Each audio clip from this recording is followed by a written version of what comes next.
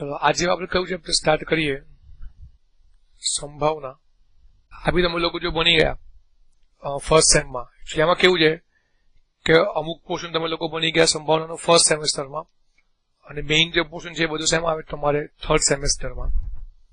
થોડું આપણે રિવિઝન કરી લઈએ એનું. અને આ બી JEE પોઈન્ટ ઓફ વ્યૂ બહુ જ અગત્યનું ચેપ્ટર છે. સૌથી પહેલા સંભાવનામાં શું આવશે? યાદચ્છિક પ્રયોગ. શું આવશે? યાદચ્છિક પ્રયોગ. આમ તો તમને એની વ્યાખ્યા યાદ જ છે કે જે પ્રયોગના શક્ય તમામ પરિણામો અગાઉથી જ્ઞાત હોય પરંતુ જ્ઞાત પરિણામો પૈકી કયું પરિણામ આવે તે પ્રયોગ કર્યા પછી જ નક્કી થાય તેને શું કહેવામાં આવે છે? યાદચ્છિક પ્રયોગ. તેને શું કહેવામાં આવે છે? યાદચ્છિક પ્રયોગ. હાઉલો ફોર એક્ઝામ્પલ, તમને ખ્યાલ છે કે સમતોલ સિક્કાને ઉછાળવાનો પ્રયોગ, બરાબર? સમ લોકો કે સમતોલ પાસો ફેંકવાનો, કે આ બધા પરિણામો જે કેવા છે? યાદચ્છિક પ્રયોગ. જેમ કે આમ ફોર એક્ઝામ્પલ એવું કે સમતોલ સિક્કો ઉછાળીએ, હવે અમને ખ્યાલ છે કે સિક્કો ઉછાળીએ તો આપણને બે જ પરિણામ મળે, કાં તો હેડ અથવા તો ટેલ, એટલે કે કાં તો છાપ અથવા શું મળે આપણને? કાંટો. પરંતુ છાપ જ આવશે કે કાંટો આવશે એ આપણને ક્યારે ખબર પડે? પ્રયોગ કર્યા પછી જ. એટલે કે સિક્કો ઉછાળો પછી જ આપણને ખ્યાલ આવે કે શું પરિણામ આવે છે. તો આને કેવો પ્રયોગ કહેવાય? યાદચ્છિક પ્રયોગ. નેક્સ્ટ આવશે નિદર્શ અવકાશ. શું આવશે નેક્સ્ટ? નિદર્શ અવકાશ. કે યાદચ્છિક પ્રયોગ શક્ય તમામ પરિણામોના ગણને શું કહેવામાં આવે છે? નિદર્શાવકાશ કહે છે. શું કહેવામાં આવે? તેને નિદર્શાવકાશ કહે છે. અને તેને સંકેતમાં કોણથી દર્શાવાય? Capital you. કોના દર્શાવાય તેને સંકેતમાં? કેપિટલ યુ વડે. એના પરથી આવશે ઘટના, કે નિદર્શાવકાશના કોઈ પણ ઉપગણને શું કહેવામાં આવે છે? ઘટના. કોઈ બી લઈએ ઉપગણ જે નિદર્શાવકાશ હોય આપણું યુએનો, તો શું કહેવામાં આવે છે? એને ઘટના.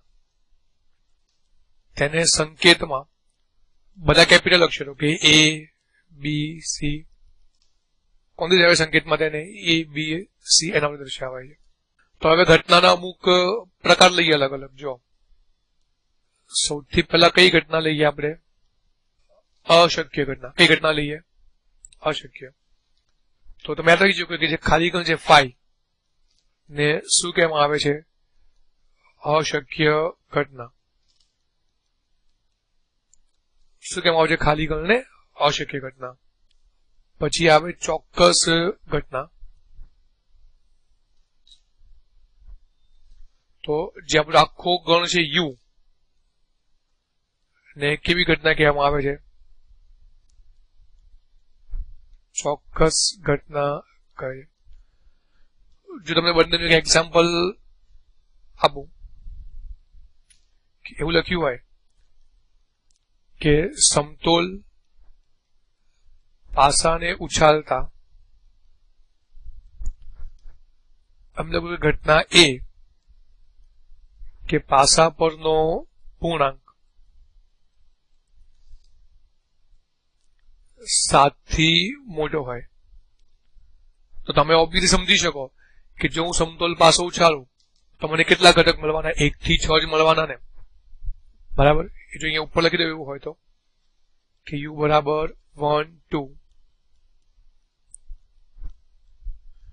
તો કોઈ બી પૂર્ણાંક આમાં 7 થી મોટો નથી, તો માટે અહીં તમારી ઘટના એ શું આવશે? 5.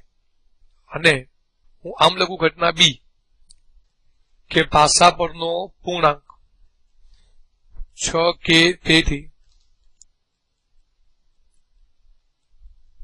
ઓછો હોય, બરાબર. તમે સમજી શકો એમાં બધા પૂર્ણાંક આવી જવાના. તો બી બરાબર શું આવશે? યુ.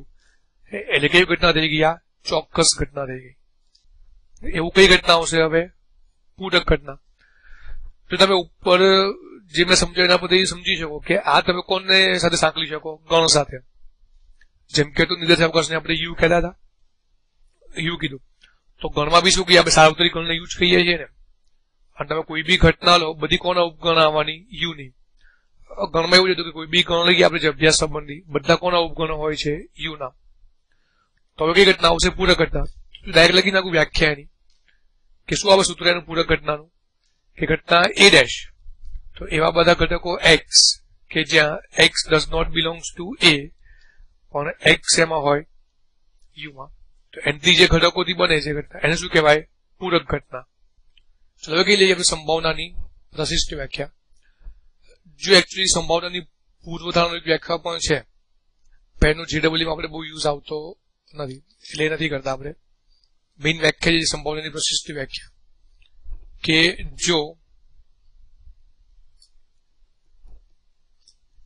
કોઈ શાંત નિર્દેશાવકાશ ના કુલ ઘટકોની સંખ્યા કેટલી હોય? n હોય, તથા તે પૈકી r ઘટકો ઘટના a માટે અનુકૂળ હોય, તો ઘટના a ની સંભાવના p of a બરાબર r upon n. શું આવે ઘટના એની સંભાવના? p of a બરાબર r upon n, જ્યાં r કોની વચ્ચે હશે? 0 થી n ની વચ્ચે. એટલે અમે લખી શકો તમારા માટે કે p of a બરાબર કે અનુકૂળ ઘટકો છેદમાં શું આવશે? અનુકૂળ ઘટકો છેદમાં કુલ ઘટકો. તો આના પછી તમારે અમુક પરિણામ યાદ રાખવાના. જો કે તમને ખ્યાલ છે કે કોઈ પણ ઘટના હોય કે કોઈ પણ ઘટના હંમેશા એની સંભાવના કોની વચ્ચે આવવાની? 0 અને 1 ની વચ્ચે, બરાબર. સંભાવના ક્યારે એક કરતા વધારે રહેવું શક્ય નથી.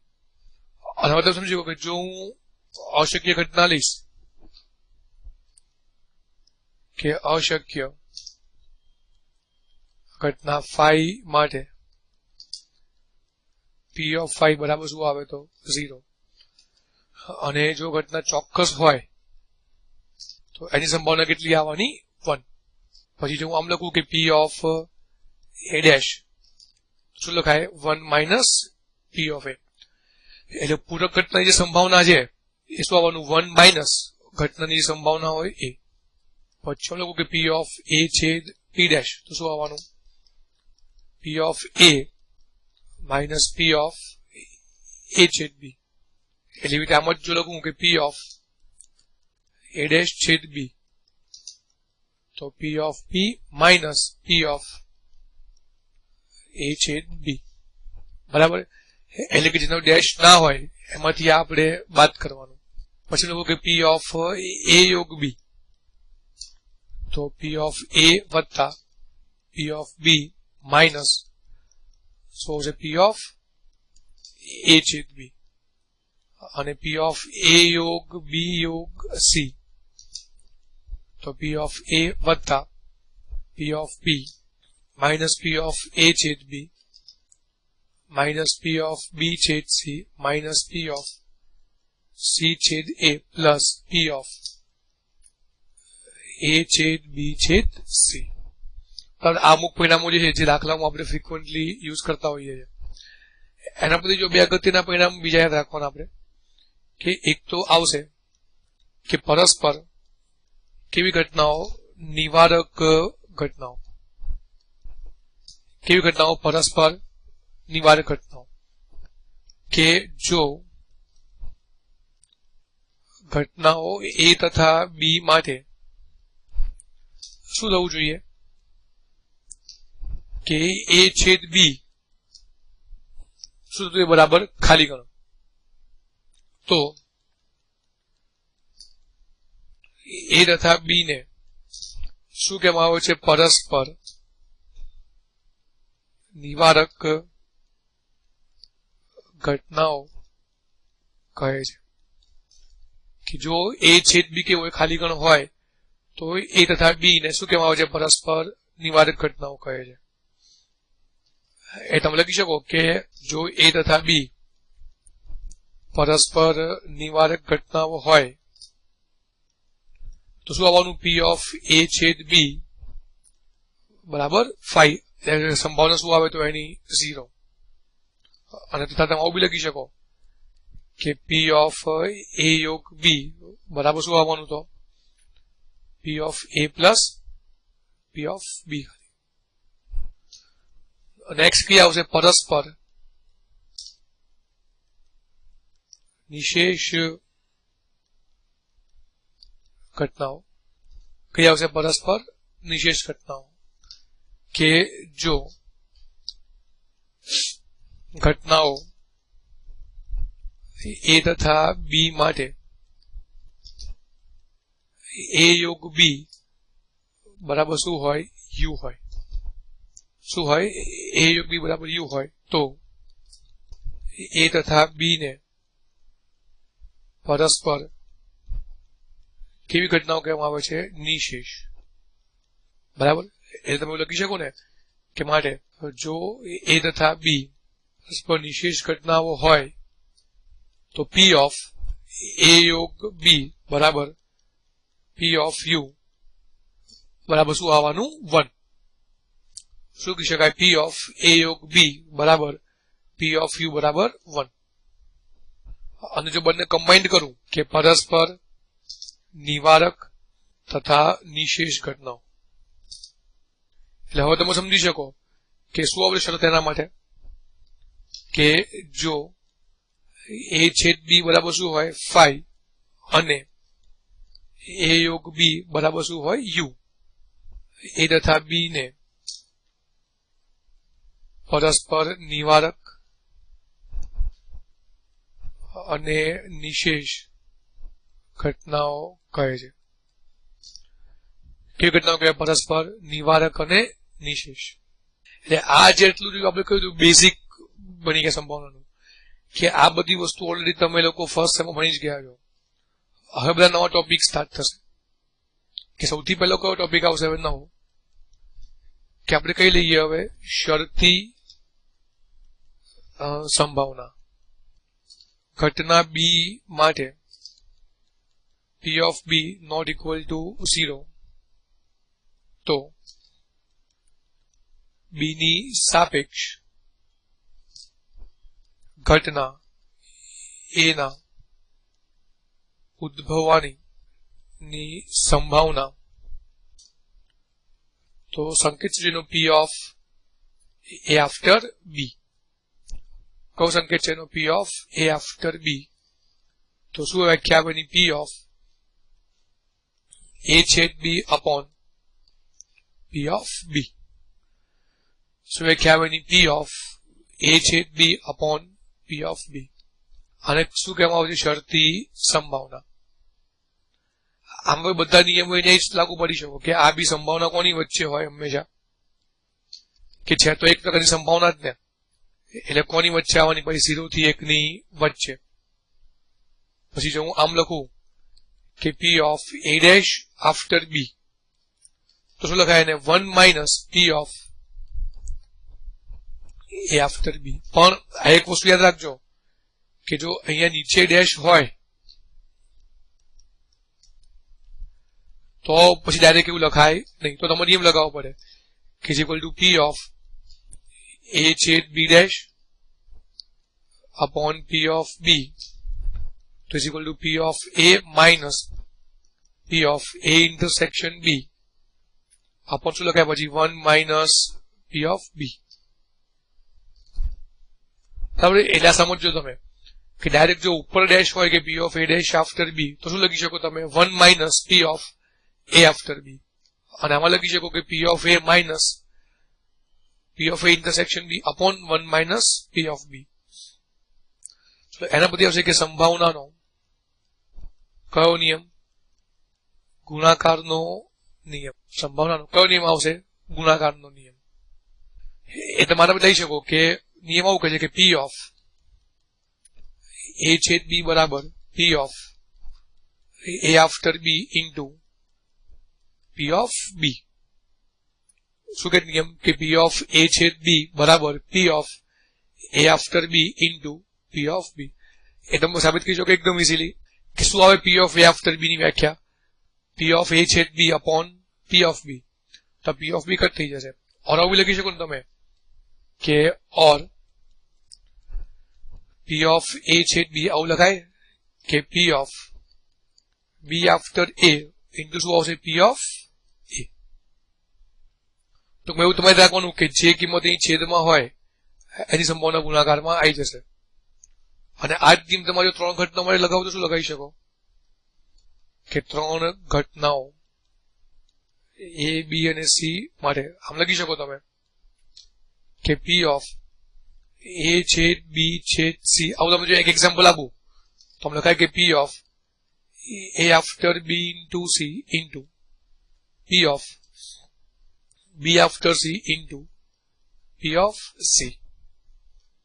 કયો નિયમ આવે? P of A after B છેદ C into P of B after C into P of C.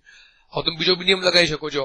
તમે આને આવું બી લખી શકો કે is equal to P of B after A intersection C into P of A after C into P of C. બરાબર, એ દાખલા પ્રમાણે તમે કોઈ બી આમાં નિયમ લખી શકો. જો તમે કોઈ બી નું સાદુરૂપ આપશો તો છેલ્લે શું જવાનો? બધાનો જવાબ આવવાનો A intersection B intersection C. ચલો એના પછી નેક્સ્ટ ટોપિક આવશે હવે કે નિરપેક્ષ ઘટનાઓ. કઈ ઘટનાઓ આવશે? નિરપેક્ષ ઘટનાઓ. તો આ વ્યાખ્યા શું કહે છે કે જો ઘટનાઓ A તથા B માટે P of A બરાબર P of A after B, એટલે કે શું કહી શકીએ આપણે કે ઘટના A ના ઉદ્ભવવાની સંભાવના એ કોના બરાબર છે? ઘટના A ની B સાપેક્ષ ઉદ્ભવવાની સંભાવના બરાબર. એટલે શું કહીશું કે બીજા શબ્દોમાં આનો મતલબ કે ઘટના A ની જે સંભાવના છે એ B ઉપર આધાર રાખતી નથી. એટલે કે ઘટના A અને ઘટના B બંને કેવી છે? એકબીજાથી સ્વતંત્ર ઘટનાઓ છે. કેવી ઘટનાઓ છે? સ્વતંત્ર. એટલે કેવી કહી શકો તમે એને? નિરપેક્ષ ઘટનાઓ. તો A તથા B ને કેવી ઘટનાઓ કહેવામાં આવે છે? નિરપેક્ષ. તો ઘટનાઓ A તથા B ને કેવી ઘટનાઓ કહેવામાં આવે છે? નિરપેક્ષ ઘટનાઓ. એટલે કે તમે આમ બી લખી શકો બીજું એક સૂત્ર કે જો A તથા B નિરપેક્ષ ઘટનાઓ હોય તો શું લખી શકાય કે P of A છેદ B બરાબર શું આવે? P of A into P of B. આ તમે નિયમ રાખી શકો. આ તો સાબિત કરવા માટે બી આનો ઉપયોગ કરવાનો. તમને કોઈ વખત એક્ઝામમાં એવું પૂછ્યું હોય કે ચકાસો કે A અને B નિરપેક્ષ ઘટનાઓ છે કે નહીં, તો શું ચેક કરીશું આપણે કે P of A છેદ B બરાબર PA into PB થાય છે કે નહીં. એના પછી બહુ અગત્યનો પ્રમેય છે એનો કે જો A તથા B નિરપેક્ષ ઘટનાઓ હોય, નિયમ શું કહે છે કે જો A તથા B કેવી ઘટનાઓ હોય? નિરપેક્ષ ઘટનાઓ હોય તો એક A ડેશ તથા B ડેશ, બે A તથા B ડેશ, અને ત્રણ A ડેશ તથા B પણ કેવી ઘટનાઓ હોય? નિરપેક્ષ ઘટનાઓ હોય. શું કહે છે નિયમ કે જો એ તથા બી કેવી ઘટનાઓ હોય, નિરપેક્ષ ઘટનાઓ હોય તો એ ડેશ તથા બી ડેશ, પછી એ તથા બી ડેશ અને એ ડેશ તથા બી પણ કેવી ઘટનાઓ હોય, નિરપેક્ષ ઘટનાઓ. ચલો હવે આમાં બીજો જે નિરપેક્ષ ઘટના આપણે જોઈએ એ તો બે ઘટના માટે જોયું. જો ત્રણ ઘટના હોય ને તેમાં પાછા બે અલગ અલગ પ્રકાર પડે કે એક તો આવશે કે જોડયુક્ત નિરપેક્ષ ઘટનાઓ. કઈ આવશે? જોડયુક્ત નિરપેક્ષ ઘટનાઓ. શું કહે છે વ્યાખ્યા? કે જો ત્રણ ઘટનાઓ એ બી અને સી માટે નિયમ 1 કે પી ઓફ એ છેદ બી બરાબર P of A into P of B. બીજો નિયમ પી ઓફ બી છેદ સી બરાબર P of B into P of C. અને 3 કે પી ઓફ સી છેદ એ બરાબર P of C into P of A. તો એ બી સી ને શું કહેવામાં આવે છે? જોડયુક્ત નિરપેક્ષ ઘટનાઓ. શું કહેવામાં આવે છે? એબીસી ને જોડયુક્ત નિરપેક્ષ ઘટનાઓ. અને એના પરથી આવશે કે પરસ્પર નિરપેક્ષ. કઈ ઘટનાઓ? પરસ્પર નિરપેક્ષ. કે એની વ્યાખ્યા આવી છે કે જો ઘટનાઓ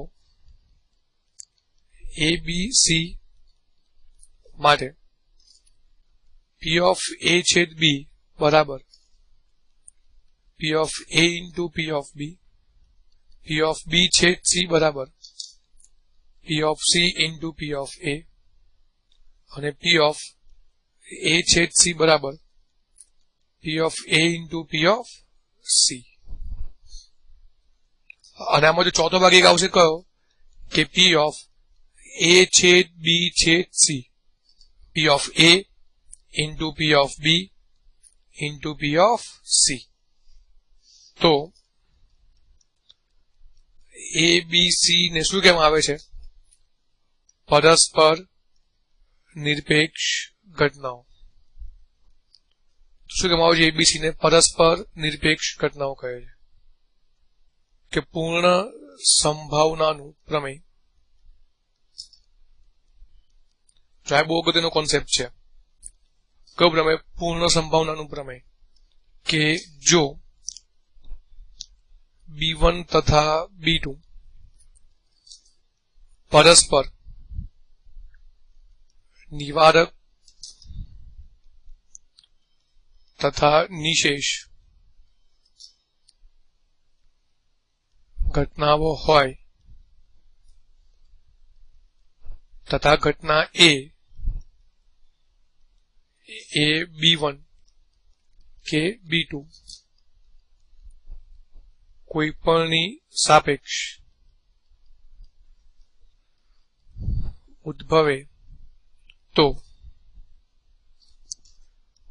P of A બરાબર P of B1 into P of A after B1 plus P of B2 into P of A after B2. શું આવશે? P of A બરાબર P of B1 into P of A after B1 plus P of B2 into P of A after B2. અને એના પરથી એક બહુ જ અગત્યનું પ્રમેય કયું આવશે? કે બેઝનું પ્રમેય. કે જો B1 તથા B2 પરસ્પર નિવારક અને નિશેષ ઘટનાઓ હોય તથા P of A not equal to 0. તો નિયમ શું કહે છે? કે તો P of bi after a. P of bi after a is equal to P of bi into P of a after bi upon P of a, જ્યાં I બરાબર 1 2 અને P of a તો આપણે લખ્યું આગળ કે P of b1 into P of a after b1 plus P of b2 into P of a after b2. આવું જો ત્રણ ઘટનાઓ હોય તો તમે ત્રણ ઘટના માટે બી લખી શકો, પણ આ બહુ જ એક અગત્યનું પ્રમેય છે. કયું પ્રમેય કહેવામાં આવે છે? અને બેઝનું પ્રમેય. આમાં મેં તમને કીધું જો ત્રણ ઘટનાઓ માટે બી લખી શકો તમે લખવું હોય તો, કે ત્રણ ઘટનાઓ માટે લખવું હોય તમારો નિયમ કે ત્રણ ઘટનાઓ b1 b2 અને b3 એના માટે શું આવશે તો કે P of a બરાબર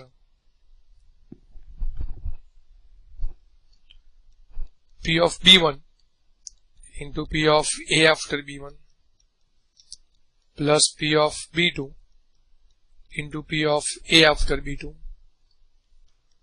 plus P of b3 into P of a after b3. બરાબર આવું આવશે. અને જો બેઝનો નિયમ લગાવવો હોય એના માટે તો P of bi after a બરાબર શું આવશે? P of bi into P of a after bi upon P of a, જ્યાં I બરાબર 1 2 કે